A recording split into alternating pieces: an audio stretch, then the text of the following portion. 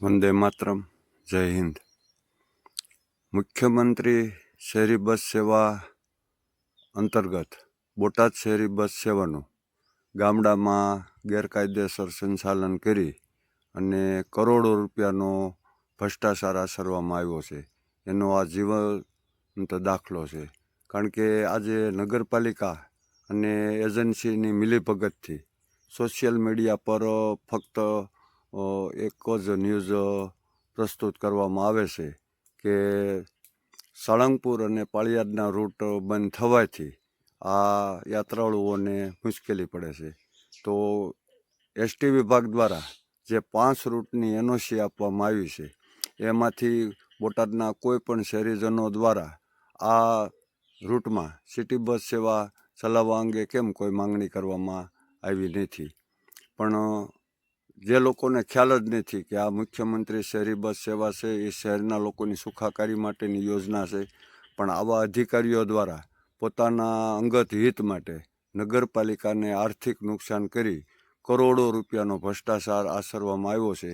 આ જે chief officer છે દ્વારા નિવેદન આપવામાં આવે છે તેનાથી સ્પષ્ટ થાય છે. કારણ કે એસટી વિભાગ દ્વારા જે ઓગસ્ટ 2024માં એનઓસી આપવામાં આવી છે, એ અનુસંધાને અગાઉ આ બાબતના સોશિયલ મીડિયામાં ઘણા વિડીયો વાયરલ થયેલ કે નગરપાલિકા દ્વારા ભ્રષ્ટાચાર આચરી અને શહેરી બસ સેવાનું ગામડામાં ગેરકાયદેસર સંચાલન કરવામાં આવે છે. હવે જે ગેરકાયદેસર સંચાલન થયું છે તે અત્યારે ચીફ ઓફિસર જે મીડિયામાં નિવેદન આપ્યું છે તેનાથી સ્પષ્ટ થાય છે. ચીફ ઓફિસર છે દ્વારા એવું જણાવવામાં આવ્યું છે કે એનઓસી મળી નથી. જો એનઓસી નહોતી મળી એટલા માટે તો જે અગાઉના વર્ક ઓર્ડર હતા એ 5/12/24ના વર્ક ઓર્ડરથી તમામ રદ કરી અને 5/12/24ના વર્ક ઓર્ડર મુજબ શહેરના 5 રૂટોની જે એસટી વિભાગ દ્વારા એનઓસી આપવામાં આવી છે એનું સંચાલન કરવાનો વર્ક ઓર્ડર કરવામાં આવ્યો.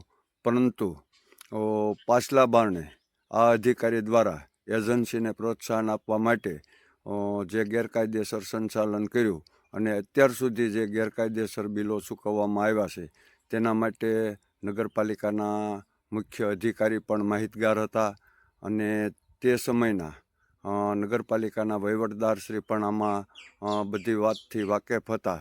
છતાં એનઓસી ન હોવા છતાં આ સાબિત ચીફ ઓફિસરશ્રી પોતે જ કરે છે કે આજે અત્યાર સુધી ચૂકવવામાં આવેલ બિલો ખરેખર ખોટા અને ગેરકાયદેસર ચૂકવવામાં આવ્યા છે. તો હવે આ જે ખોટા બિલો ચૂકવવામાં આવ્યા છે તેના માટે જવાબદાર કોણ? વહીવટદાર કે નગરપાલિકાના મુખ્ય અધિકારી કે આ શહેરી બસ સેવાનું સંચાલન કરવા જે ખોટા રિપોર્ટો આપવામાં આવ્યા છે અને જે બિલો અટકાવવા માટે જે અધિકારી કર્મચારીઓની ફરજ હતી એ ચૂકી અને આજે કરોડો રૂપિયાનો જે ભ્રષ્ટાચાર આચરવામાં આવ્યો છે અને નગરપાલિકાને આર્થિક નુકસાન કરવામાં આવ્યું છે. હવે આ જે બિલો ચૂકવવામાં આવ્યા છે આ બિલો કોની પાસેથી વસૂલ કરવા તે અંગે હું સરકારશ્રીમાં પણ આ મારી અરજી રજૂ કરવાનો છું અને અમારી વડી કચેરીમાં પણ આ બાબત મેં અગાઉ પણ જાણ કરી છે. પરંતુ આ નગરપાલિકા અને એજન્સીની મિલીભગતથી અમારી વડી કચેરી દ્વારા પણ કોઈ પગલાં લીધા નથી.